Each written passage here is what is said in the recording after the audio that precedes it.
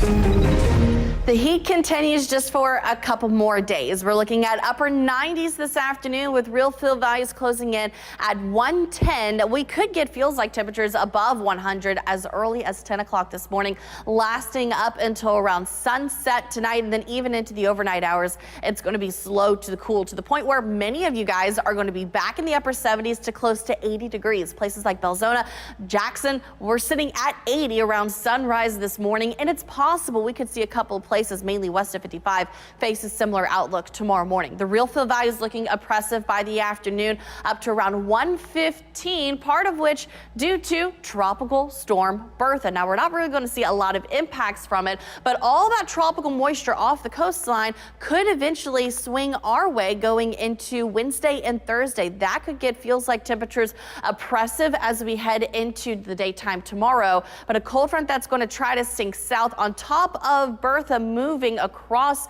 the coastline of Louisiana could aid not just into feels like temperatures over 100, but also could actually help rain chances going into the end of the week. So we have one more day after today of oppressive real feel values, and then we'll get a break in those real feels as we go into the end of the week and for the weekend. No, we're not looking at a major break, but it's enough to cut the heat a little bit, and then we'll start to climb those real feels as we go into early next week. When it comes to the tropics with Bertha, maximum winds this morning around 50 miles an hour. I do still expect a landfall just south of New Orleans, closer to Grand Isle Wednesday night into Thursday morning. This will be weakening as it moves across the coastline over to Texas as a remnant low by the weekend. Rain chances, yes, we could get a couple of thunderstorms, but the bigger rain chances are going to be down to the coastline.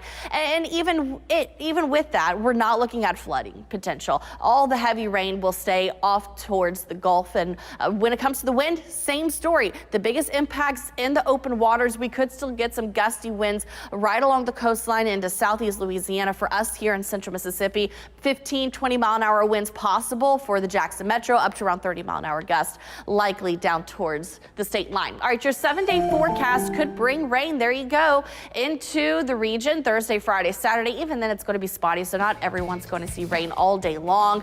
We'll dry out by the weekend and heat up early next week.